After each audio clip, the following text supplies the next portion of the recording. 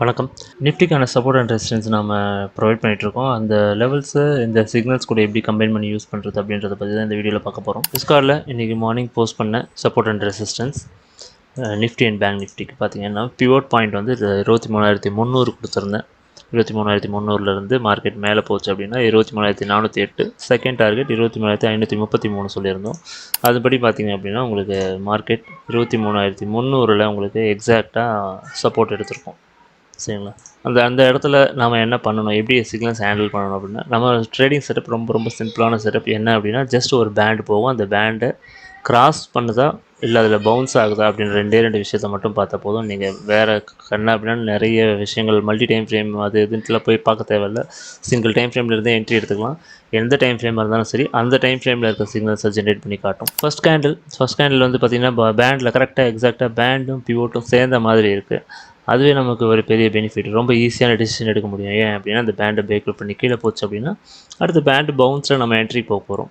இல்லை பேண்டை பவுன்ஸ் ஆகி மேலேயே க்ளோஸ் ஆகுது மார்க்கெட் அப்படின்னா நம்மளுடைய ரெசிஸ்டன்ஸை நோக்கி நாம் ட்ரேட் எடுத்துக்க போகிறோம். அவ்வளோதான்.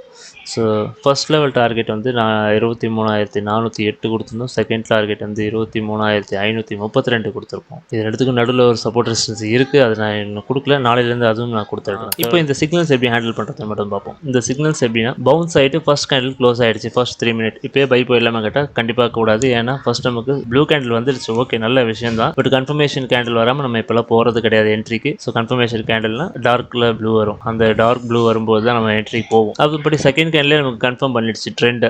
சரிங்களா? அப்போ நமக்கு ஃபர்ஸ்ட் கேண்டலோட லோ தான் வந்து ஸ்டாப் லாஸ், ஃபர்ஸ்ட் கேண்டலோட ஹை வந்து என்ட்ரி கேண்டில். அங்கேருந்து நம்ம அப்படியே டார்கெட்டை R1 ரீச் பண்ணுறோம். So at the same time நம்ம ஃபியூச்சர்ஸில் பார்த்தீங்கன்னாலும் இதே மாதிரியான சிக்னல்ஸ் தான் உங்களுக்கு ஜென்ரேட் ஆகிருக்கும். அங்கே வந்து சப்போர்ட் ரெசிஸ்டன்ஸ் மாறும். நம்ம கொடுக்குற சப்போர்ட் ரெசிஸ்டன்ஸ் ஸ்பாட்டுக்கு தான், ஃபியூச்சர்ஸ்க்கு கிடையாது. ஸோ நீங்கள் ஃபியூச்சர்ஸில் ட்ரேட் பண்ணுறதா இருந்தால் நிஃப்டியில் என்ன சிக்னல் வருதோ இல்லை ஃபியூச்சர்ஸில் என்ன சிக்னல் வருதோ அதே நீங்கள் ஃபாலோ பண்ணிக்கலாம். டேரக்ஷனுக்கு நிஃப்டியோடைய spot and support resistance reach ஆகிடுச்சுன்னா இங்கே நீங்கள் க்ளோஸ் பண்ணிடுங்க ட்ரேடை. ஸ்பாட்டே யூஸ் பண்ணுங்கள். ஸ்பாட் தான் கொடுத்துருக்கோம் நாம. இப்போ இதுக்கான ஆப்ஷன்ஸ் எப்படி சூஸ் பண்ணுறது அப்படின்னா, இந்த பிவோட்க்கும் டார்கெட்டுக்கும் நடுவில் இருக்கிற ஏதாவது ஸ்ட்ரைக் ப்ரைஸ் எடுத்துக்கோங்க. இல்லை நான் இந்த மணி தான் சேஃபாக ஃபீல் பண்ணுறதுனால சரி, அது பெரிய பிரச்சனை இல்லை. எது வேணாலும் நீங்கள் அவுட் ஆஃப் த மணி கூட எடுத்துக்கோங்களேன். 23,400 அவுட் ஆஃப் த மணி பார்ப்போம். 23,400 கால் ஆப்ஷன் பார்த்துருக்கோம்.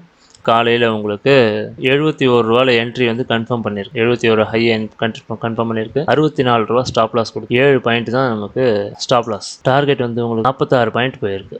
First level target. அதுக்கப்புறமா இப்போ ரெண்டாவது என்ட்ரி கொடுத்துருக்கு பாருங்கள். ரெண்டாவது என்ட்ரி இங்கே கன்ஃபர்மேஷன் கேண்டில் வந்திருக்கு.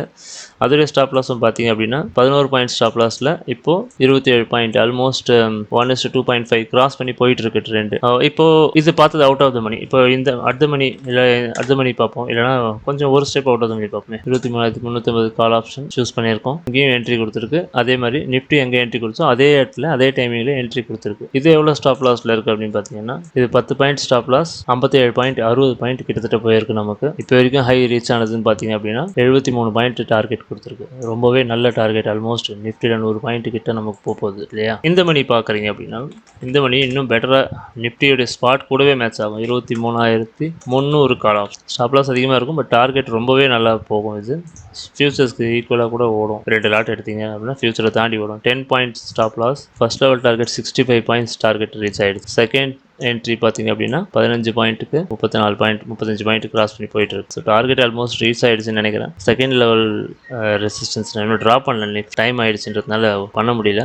நாளையிலேருந்து அதுவும் சேர்த்து நான் கொடுக்குறேன். ஸோ நீங்கள் இப்போ பார்த்துட்டு இருக்கிறது பார்த்தீங்க அப்படின்னா ஒரு இண்டிகேட்டர் அப்படின்ட்டு கிடையாது.